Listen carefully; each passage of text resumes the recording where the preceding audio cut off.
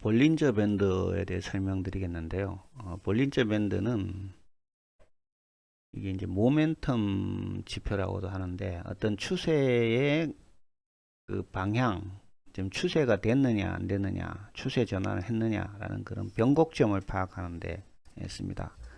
그래서 뭔가 어떤 단기 매매보다가는 한 중장기 매매의 그 패턴을 우리가 이제 매수 매도할 때 써야 됩니다. 뭐 오늘 사서 내일 파고 이렇게 하는 건 좀 곤란하고요. 좀 중기적으로 볼 때 주가가 계속 하락하다가 다시 상승으로 전환하는 그 시점이 됐느냐, 아니면 상승을 쭉 하다가 하락으로 접어드는 시점인가, 그 포인트를 파악하는 데 사용하는 겁니다. 그래서 크게 보면 이제 추세의 중심선이 있고 상한선과 하한선이 있습니다. 상단과 하단. 그게 이제 지지선, 저항선 그런 역할을 하게 되는데요. 이렇게 주가가 이렇게 하락할 때는 그 하단이 이제 어떤 지지선이 되는 것이고, 주가가 상승할 때는 상단이 어떤 저항선으로 작용하게 되는 것이죠.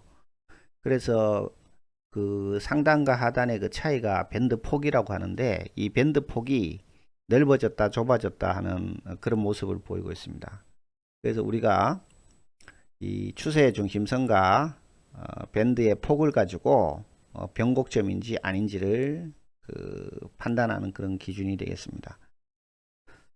그래서 밴드 폭이 좁아지면, 즉 상단과 하단의 그 차이가 적어진다는 얘기죠. 그죠? 그러면 추세 변화가 임박했다.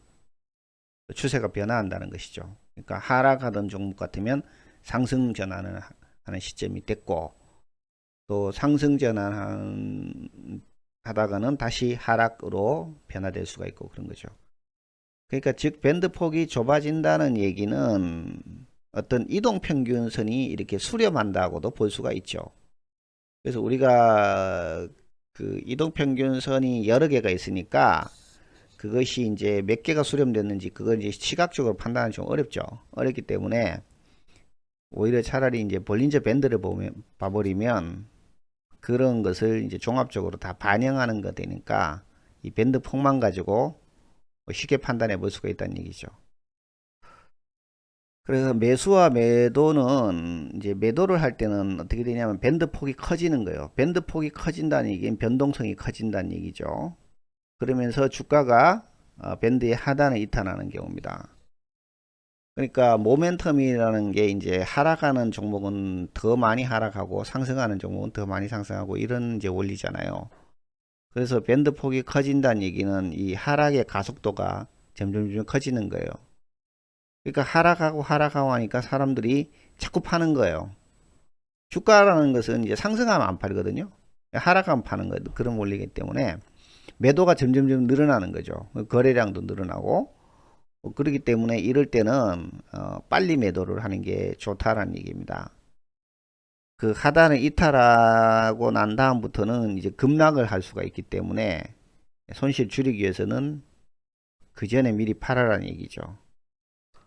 그 다음에 매수를 할 때는 갑자기 뭐 주가가 이렇게 상한가로 올라가고 그런 경우도 있지만, 그거는 뭐 세력이 개입된 경우고요. 일반적으로 이제 상승을 하려고 하더라도 일정 부분 수렴을 한 다음에, 즉 수렴을 한다는 얘기는 이제 이동평균선이 이렇게 밀집되는 거니까 그 파는 사람이나 사는 사람이나 수익이 없는 거예요. 그 과정은 이제 거친 다음에 이렇게 급등하게 되는 그런 건데, 그 판단의 기준이 이제 밴드 폭이 작아질 때라는 거죠.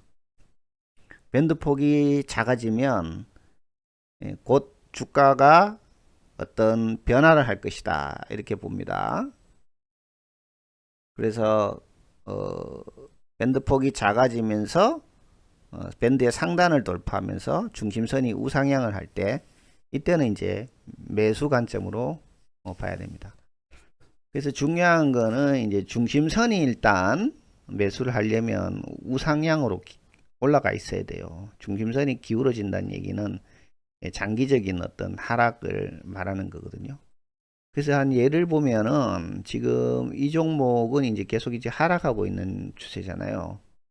여기 보시면 여기서 지금 이 빨간색 선 진한 게 중심선이고요. 그 위에 게 상단이고 아래 이 하늘색 나는 부분이 이제 하단이잖아요. 그래서 이렇게 하단을 이렇게 이탈하니 하면서 여기 이탈했죠. 여기서는 급락해 버린 거죠. 급락. 그죠? 그러니까 여기까지는 사실은 이 하단을 이탈하지 않았기 때문에 매도를 할 필요는 없지. 다시 올라갈 수도 있기 때문에. 그런데 여기서는 매도를 해야 돼요. 하단 이탈했기 때문에. 그래서 기술적 반등을 하긴 했지만 결론적으로는 계속 밑으로 하락을 했죠. 그리고 이 하락을 하면서 밴드 폭이 여기보다는 이쪽이 훨씬 넓잖아요. 넓기 때문에 하락이 지속될 수 있다라는 것을 우리가 알 수 있는 겁니다. 그리고 여기서는 이제 어떤 상승을 했잖아요. 그죠? 상승을 이렇게 했는데 밑에서 이렇게 하락하다가 이 하한선이 이탈하지는 않았어요. 그러면서 이쪽에서 이제 중심선을 돌파를 했잖아요. 돌파를 했으니까 한 이 부분에서는 이제 우리가 이제 매수를 해줄 필요가 있다는 얘기죠. 그러면서 여기 올라가면서 쭉 상승했는데 이 상단을 돌파를 못했죠. 이게 이제 저항선으로 작용하니까 다시 밑으로 꼬꾸라지면서 떨어지기 시작해서 중심선을 이탈을 하고, 그래서 중심선을 이탈한다고 매도를 할 필요는 없습니다. 이 하단을 이탈할 때 이 부분에서 매도를 해야 되겠죠. 그죠? 이 부분에서는 매도를 해야 되는데 뭐 다시 이렇게 올라갔으니까 그거는 뭐 우리가 이제 어떻게 할 수는 없는 거죠. 원래 이론상으로 여기 이제 매도를 해야 되는 거지. 맞죠? 그렇게 보면 되고, 그다음 두 번째 또 역시 이 볼린저 밴드 같은데요. 이것은 이제 여기서 중심선이 계속 우상향하면서 주가 올라가고 있습니다. 올라가고 있고요. 그리고 상승을 하면서도 이 볼린저 밴드의 폭이 일정하게 유지되면서 작아지지 않고 있습니다. 그러니까 상승이 지속될 수 있다는 얘기예요. 이 밴드 폭이 작아지면 상승을 하더라도 주가가 다시 하락 전환할 가능성이 있기 때문에 우리가 매도로 봐야 되지만, 밴드 폭이 그대로 유지되거나 커질 때는 상승의 기조가 이어지고 있기 때문에 매수 관점으로 봐야 된다는 것이죠. 이 부분 같은 경우는 이 밴드 폭 굉장히 커지잖아요. 그러니까 중심선도 기울어졌고 주가도 하락하니까 계속 하락하는 것이고요.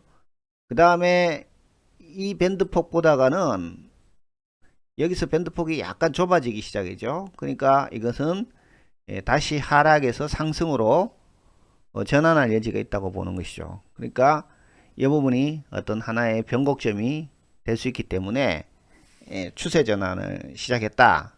그러니까 이제 매수 관점으로 볼 필요가 있다라는 것입니다.